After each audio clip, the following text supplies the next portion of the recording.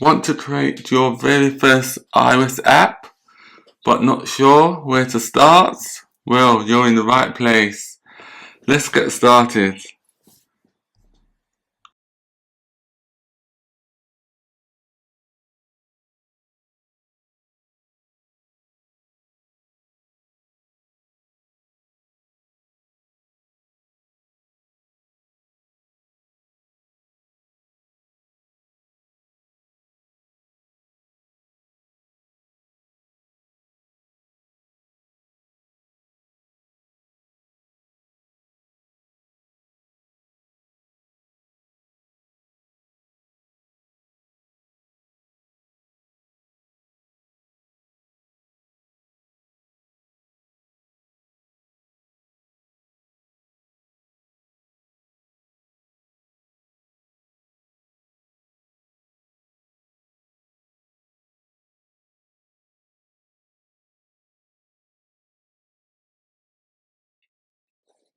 In this tutorial, we will create the Activate Power-Up functionality to enable random power-ups to be dropped at given coordinates.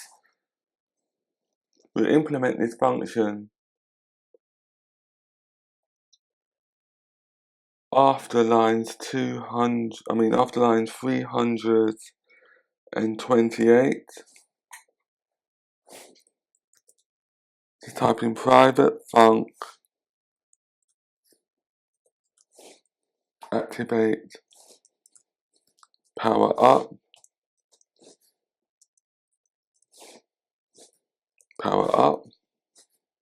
that will accept a power up object.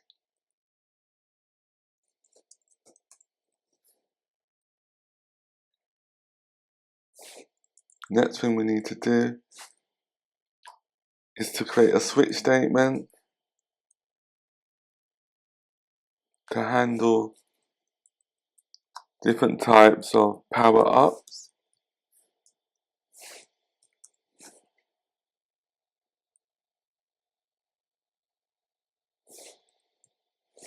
Case.expand paddle. So the power up is to expand the paddle, as in increase the width. So to increase the width of the paddle, we need to type in paddle.position.size.width, and then increment the width of the paddle by 40 pixels. And then if the power up was for an extra life, we give the player one more additional life.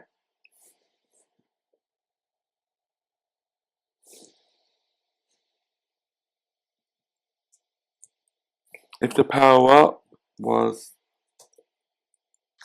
a slow ball,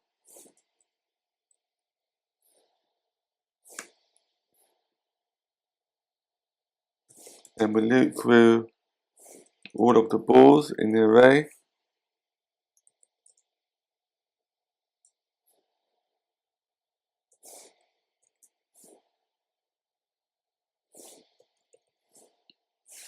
And then for each balls within the array, we slow down the horizontal velocity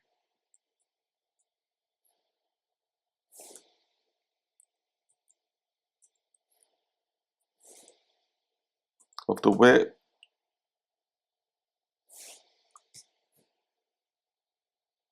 by 0.8,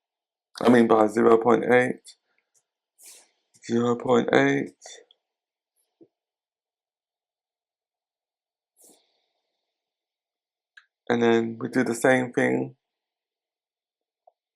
for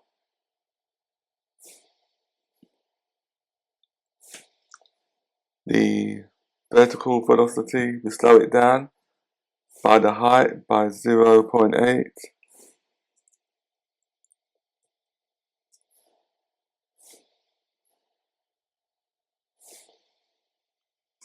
Else, if the power up is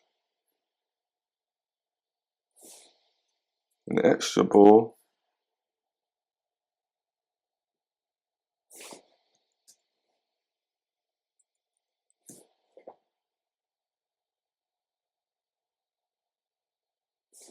then we add a new ball to the game. So there'll be two balls within the game. So it'll be balls dot append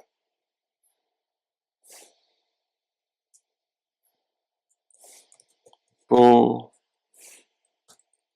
position CG point. We need the XY overloads. 200, 400, CG size. We need the width height overloads.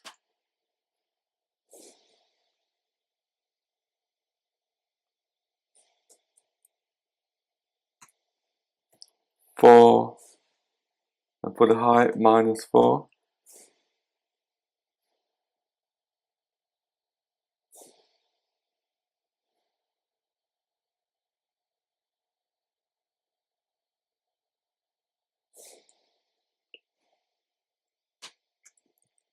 If the power up is to shrink the paddle, then we decrease the size of the paddle by 40 pixels. Paddle dot position dot size dot width equals max 60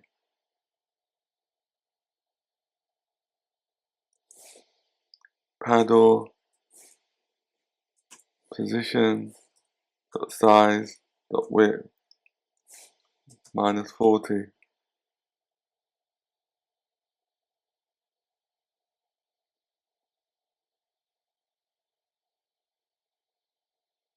And we also ensure that the width doesn't go below 60. That's why we use 60 here.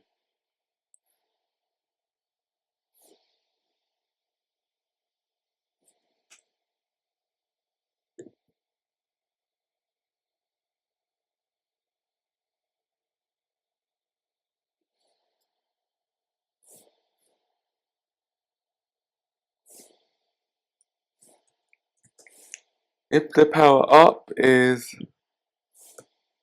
magnet paddle,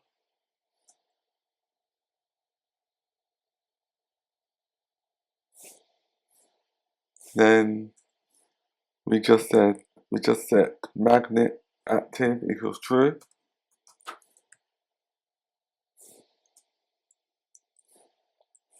Else, if the power up is to reverse the controls,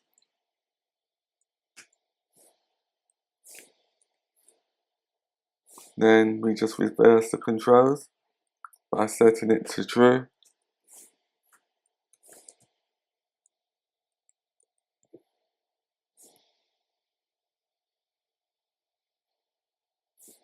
On line 333, there should be a code on there, and line 335.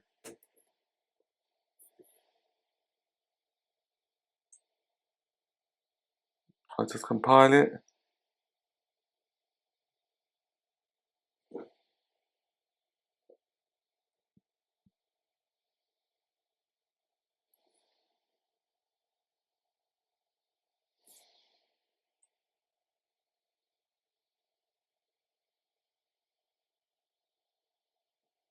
Want to build your own Connect4 app? Now you can.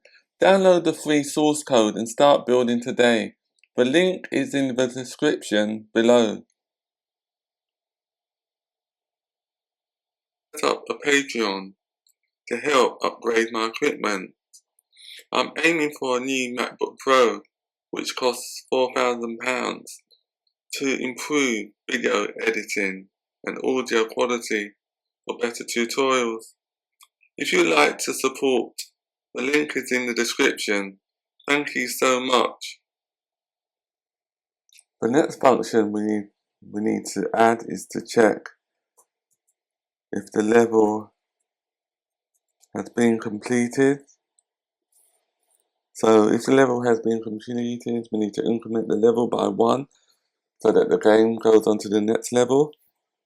So to do that, we just type in private func check for level completion if bricks dot all satisfy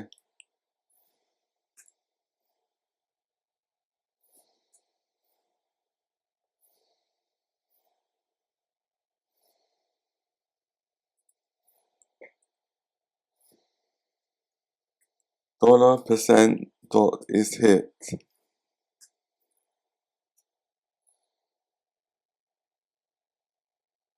So what that does, it checks if all the bricks in the game have been hit.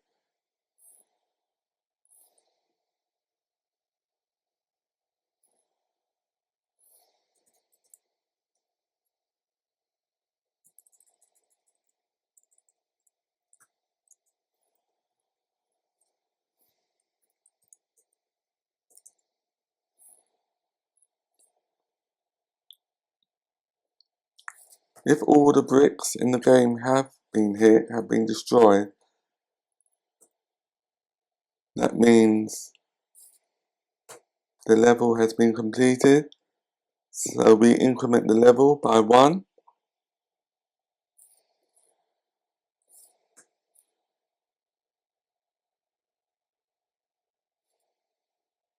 And we also need to increase the level of the game, the difficulty level. So to do that, we need to create a new function called increase difficulty.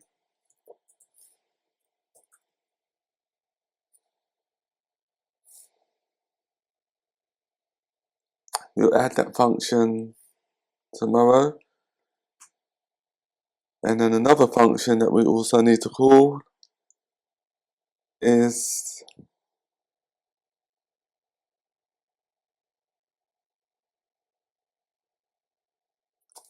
reset ball and paddle. We'll create that function tomorrow also. And then we just call setup bricks and pass in the UI, screen, main, bounds, dot size. On line 358, what that will do is set up the new bricks for the next level using the screen size. But these two methods we need to create. We'll create it tomorrow. So tomorrow the entire tutorial for this game will be completed.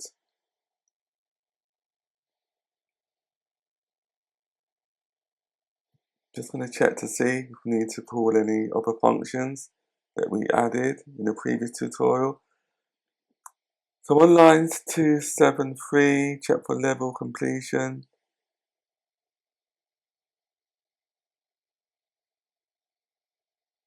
We can call that function now because we just implemented it.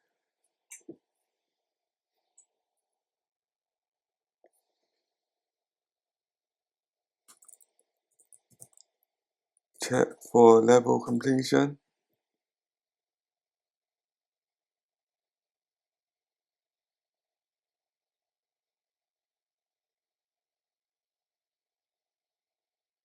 And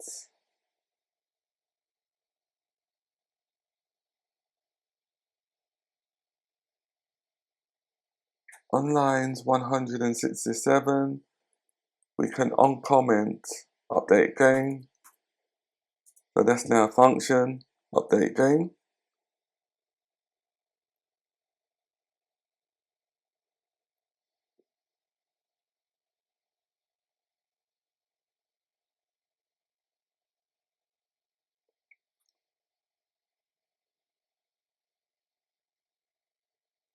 The restart game, it doesn't exist as yet. We'll be creating that tomorrow.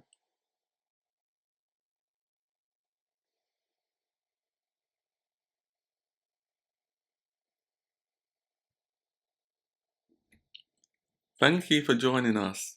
If you found this tutorial helpful, please comment, like and subscribe. See you next week.